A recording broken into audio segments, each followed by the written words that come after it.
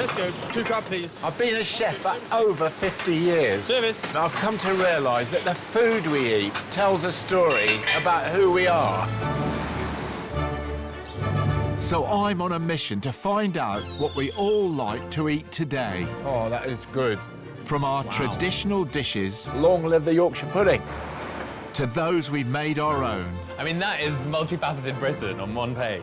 I'll meet producers... There you see a robot. It's picking them. I find a lot of craft beers too hoppy. Don't know why, but it tastes all right. Some of our best chefs... We're picking scurvy grass. Crikey. Pretty punchy. ...plus those keeping traditions alive. We've just got to finish. I have no hope. I'll see how food brings us together. Dig in. Lovely, that sort of hot garlic. Fabuloso. And from my home in Padstow, I'll bring you great dishes of my own. Love stuff like this. So join me as I unearth the stories behind the food we all love to eat today.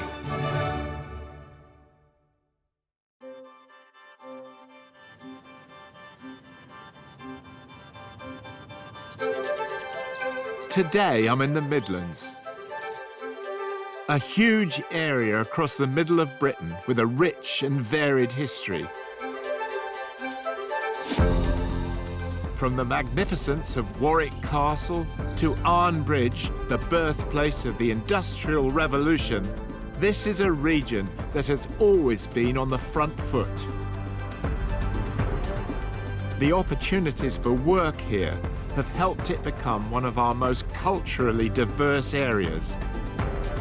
And nowhere is that more evident than in Leicester, a city which is home to the UK's largest Indian population outside of London. Flavours from India have had such an impact on our own cuisine that I've come here, the epicentre of the British Indian food scene, to meet a local food writer. But strangely, he seems to have given me directions to an industrial estate. Well, I have to say, there's absolutely no sign of any food here. It's all factories and workshops. But I'm about to meet Leicester-born and raised food writer Gurdeep Loyal, and this is going to be the start of his food tour of Leicester with me.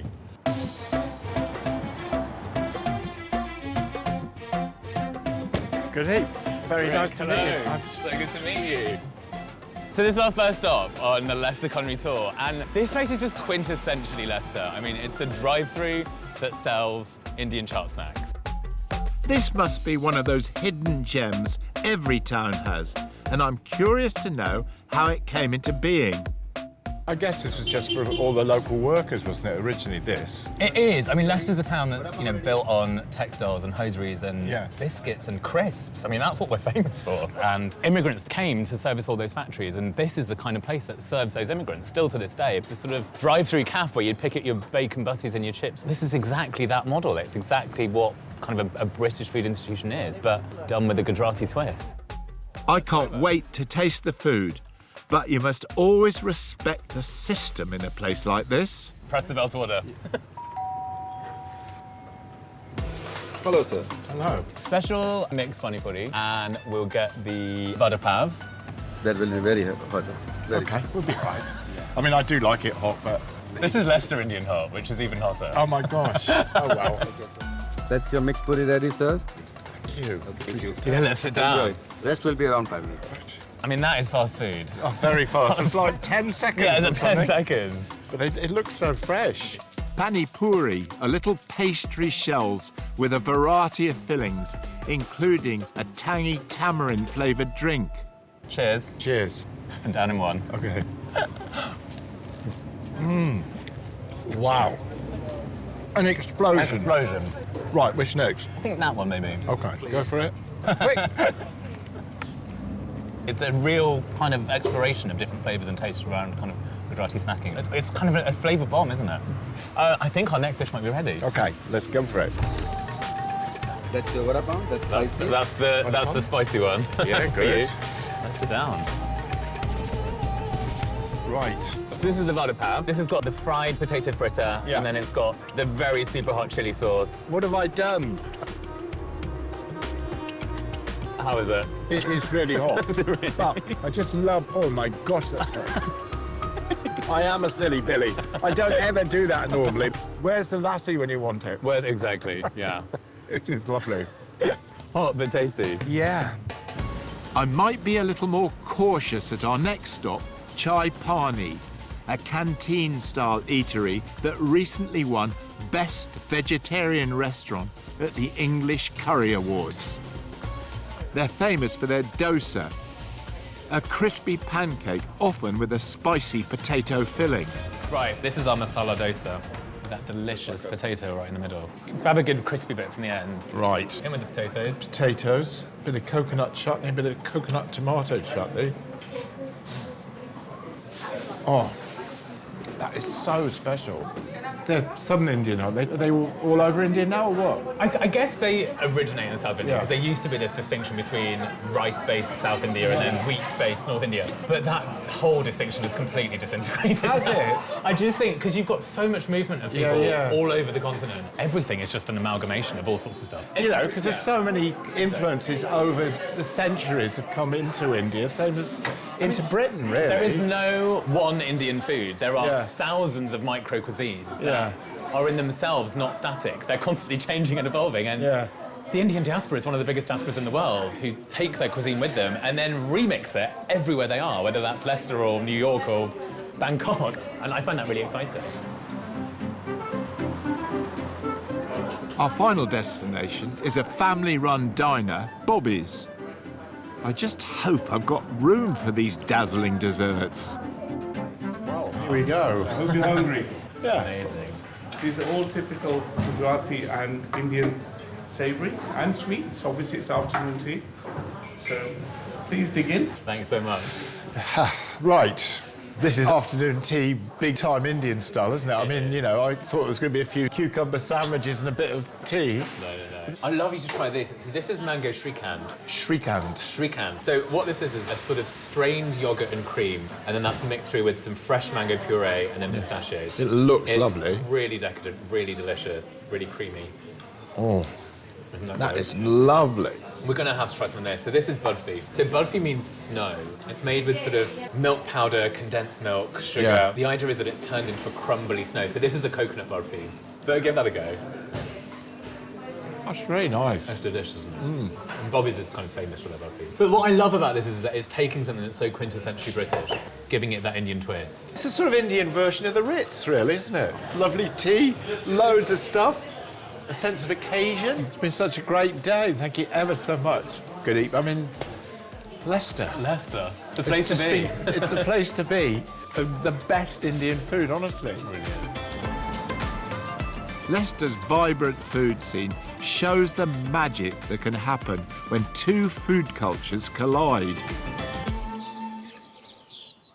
And it's inspired me to travel back to where it all began in British Indian cooking and make my version of an adored crossover classic, chicken tikka masala. It's one of the most popular dishes in this country. But I think that just shows how very multicultural we are with food in this country. Right, that's very nicely ground up. The first thing I need to do is make the marinade. The cardamom and cumin seeds I've ground are added to a bowl of chicken chunks, along with chili powder, paprika and turmeric. Then pop in some garlic, ginger, yogurt, salt and a squeeze of lemon juice. And give it a good stir. And I'm just going to leave that now to marinate for about 45 minutes. Next, onto my tikka masala sauce. Fry up ghee, onion, garlic, ginger, garam masala, chili powder, coriander, cumin, paprika, tomatoes, both tinned and pureed, and sugar.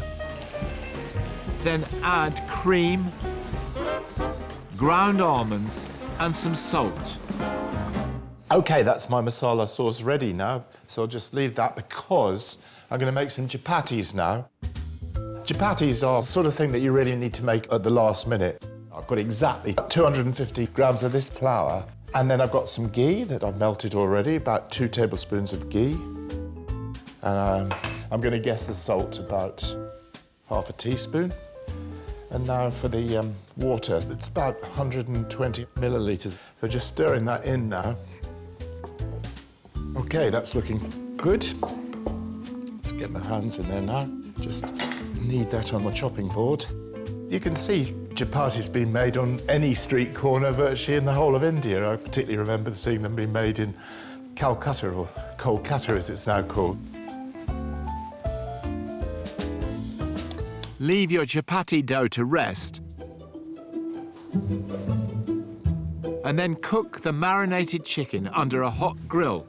Unless you're lucky enough to have a tanned or oven to hand, this is the best thing.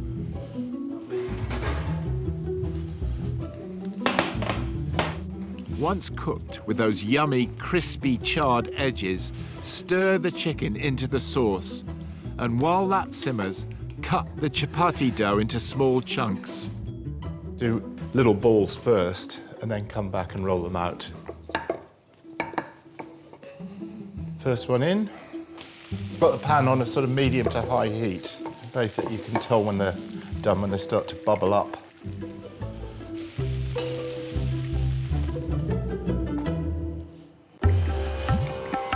With the chapatis done, chopped chilli, fresh coriander and lemon provide a finishing touch. And there it is, my take on our favourite curry. What's not to love about that? Oh. Don't you hate people eating things on telly? You wish you could be there. I wish you could be here too. Honestly, that is really nice. I know I'm saying it myself, the bread works a treat with it. And the chicken, just cooked under the grill like that, you don't need to be light a barbecue or anything. It's just wonderful. Perfect Indian food.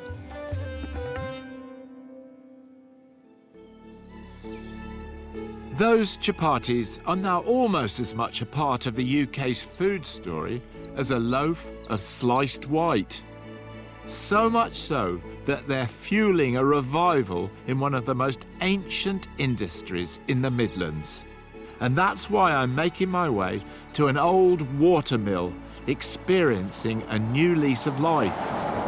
Most of the wheat here is grown for flour, and there's a mill near here which has found a totally new market for its exceptional flour with the British Asian community. The cogs at the magnificent Charlcote mill in Warwickshire are kept turning by current miller Carl Gravatt. Morning. Hello, Rick. How are you? Carl. Right. Very nice to meet you. Nice to meet you. Wow.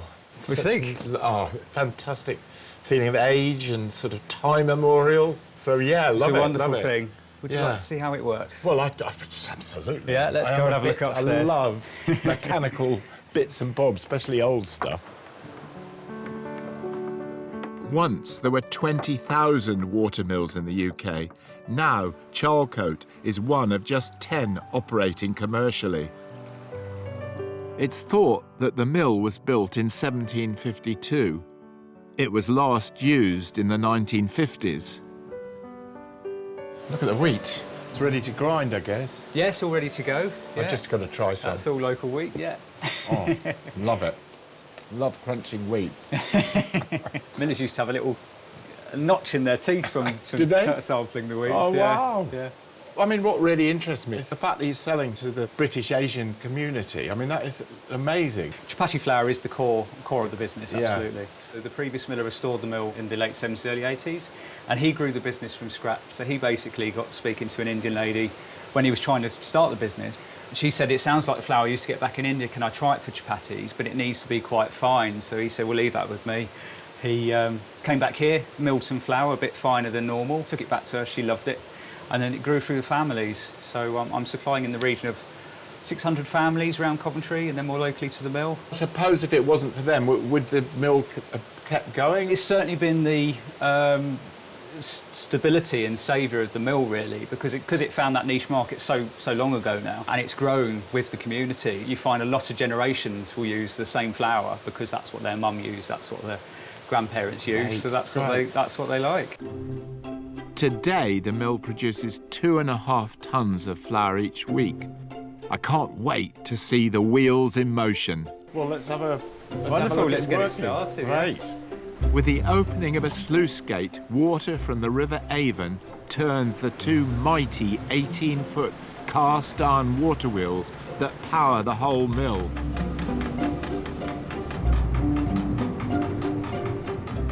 And that power of the wheel also lifts the sacks of wheat to the very top from where the milling journey can begin. The wheat is released out of the hopper, and as the granite millstones turn, the grains are slowly crushed into flour. It falls down the wooden chute to the ground floor of the mill, where it can be bagged ready for a customer. How are you controlling this? Because there's sort of a bit of string and a lever. It's very simple. I've got 3 controls as a miller. Yeah. I've got the sluice gate, which regulates the speed. Yeah. That's the tentering arms that adjust the running stones. So That's that's the gap between the stones. Yeah. And then that is the twist peg and the crook string, and they're the feed. So that's how much wheat is going through the stones. So everything in a mill is a balance, and it's my job as a miller to manage that balance, and everything will change as the humidity and moisture in the air changes, so will the grind. So I keep checking the flour, so I basically use rule of thumb. So I'm feeling the flour between my thumb and forefinger. The other thing is you just plainly enjoy it so much, and I think it's a very heartening thing watching you work. And so, Thank you. Well, it's an honour to be looking after it, really. So, Yeah. No, I love it. well, thank you very much. Thank you so much. Isn't it great that this 16th century mill has found a new life producing flour for discerning bakers?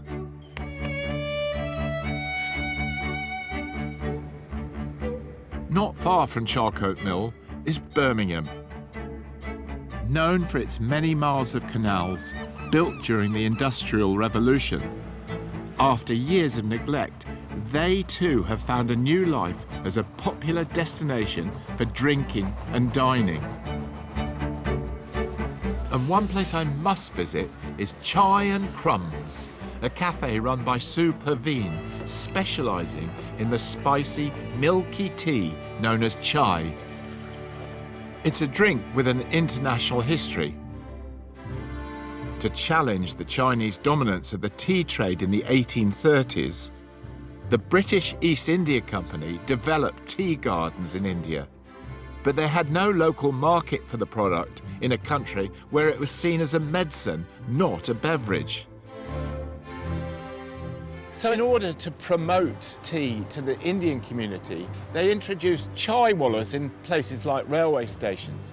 But the fact of the matter was, and this is really interesting, that tea was really expensive then. So they added milk and sugar to make it cheaper. But then they also added, being India, spices, and hence masala chai. It is just the way that food travels this way, that way, and everybody adds a bit to it.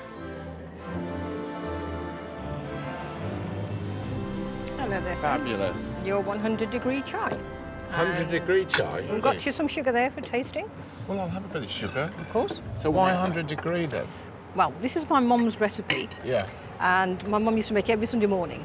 And I remember once a gentleman coming to our house and sort of saying, "What are you guys drinking?" We said, "We're drinking our mum's special tea." And he took us a couple of sips and thought, "Oh my God." He meant to say 100%, but he ended up saying 100-degree. And then from then on, it was like, "Mum, can we have the 100-degree chai, please?" I better And that's where it taste was, it. and that's where it was born, 100-degree chai. That's lovely. You know, I've had lots of chai, but this one's got so much complexity. What's in it? It's actually a fennel-based tea. Yeah. There is a little bit of cardamom in there. There's also black cardamom, which is a bit smoky. I love black cardamom. I can Yeah, it's got that taste smoky in there. flavour, Yeah. yeah. Is that pistachio in there as I well? put pistachio in there It's as well. such a for nice you. drink. Again, most teas will have pistachio or some form of nuts as well on top. I just love the way that food and chai even just spreads. I mean, 20 years ago, nobody in Birmingham outside the Indian community would have drunk chai, and now everybody's going to love it. It's now available to the masses. It's just delicious. The rich and smoky flavours in that cup of chai show just how India has introduced us to new taste dimensions. It's all the encouragement I need to get out my own spice rack. I'm going to put it to full use to make a North Indian street food called matar kulcha, a delicious vegetarian dish made from white peas served with flatbread. It came from a trip I made to Delhi and other parts of northern India a few months ago. And it's actually from the Chandri Chowk, which is part of old Delhi where all the food is, all the street food. And the guide that took me around said, this is the best dish in the whole of Delhi. So I'm going to make it for you. And I'm going to start by frying some spices.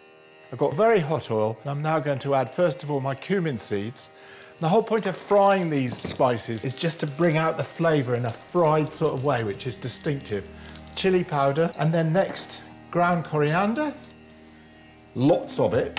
Don't be afraid to put lots of it. And this chat masala, this lovely taste of mango and black seeds. That's the one reason for not getting your spices too hot. Makes you sneeze and cough. That's smelling really lovely though. So there's my fried spices. On to my second spice mix now, a great excuse to crack out my trusty spice grinder.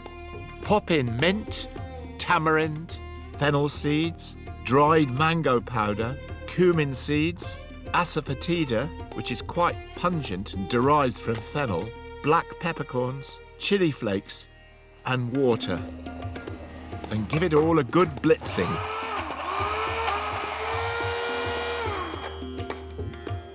Yeah, that looks pretty good.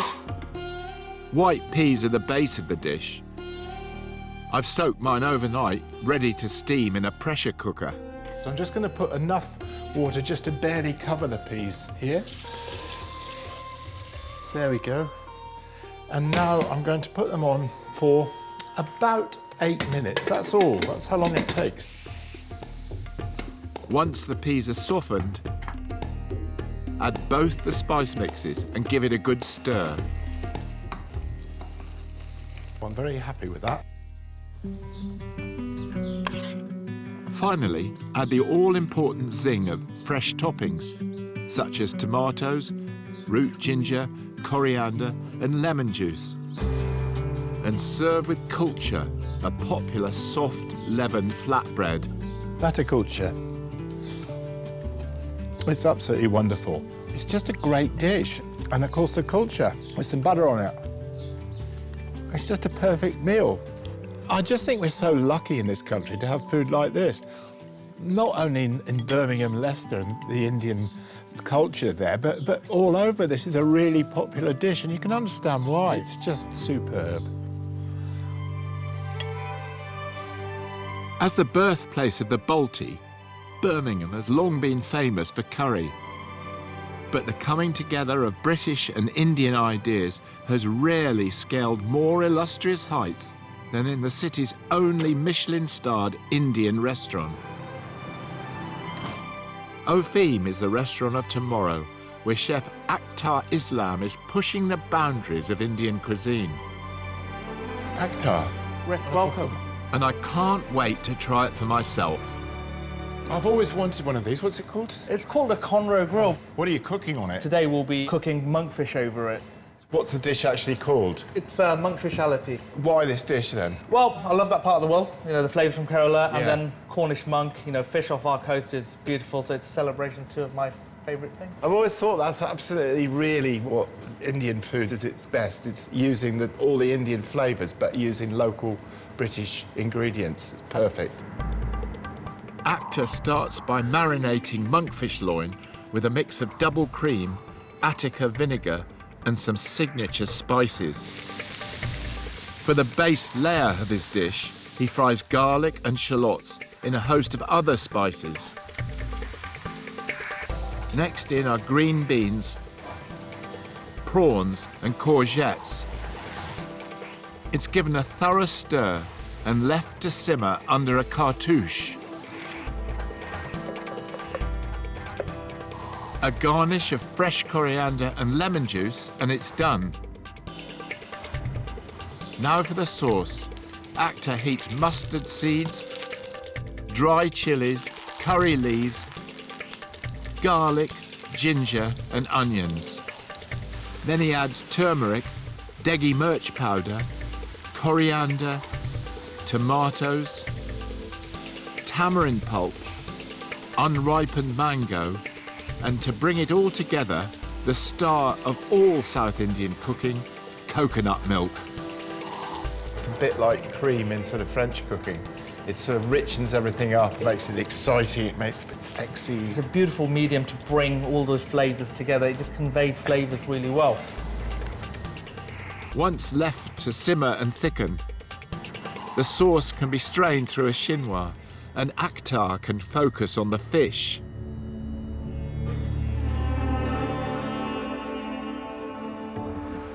The flames of the Conroe grill give the marinated loin a smoky searing, and it's sliced, plated, and then topped with a shrimp and sea herb curried butter. It may look small, but it forms part of the show-stopping 10-course tasting menu. So here we have it. Well, here we go. Have to try the mukbang first. That's lovely. It's got that sort of tandoor oven taste about it. It's very clever. What is so interesting, it's not at all like sort of classic Indian food, is it? I'm a Brummie, born and bred, so like the British palate now, my approach to cooking and approach to ingredients and flavours is as diverse as everyone else's, and I think that's the journey that we've all been on in the last 40 years or so. You know, because I remember in the 70s, 60s as well, you know, it was Indian food, but it was very much pandering to the taste of people that didn't understand Indian food particularly. One of the problems with, say, the British curry model, it's stayed stagnant, but now what we're seeing is all these little Indian street food restaurants come with more livelier, smaller plates, and it is moving on, it's diversifying, and it's evolving to get ready for the next 30 years or 40 years. You know, the New York Times mentioned Birmingham as one of the places in the world to visit for its food offering, which I thought was incredible. I'm totally converted, and I get what you're doing. It's absolutely delicious. So, congratulations. Thank you. Cheers. Anyway. Cheers.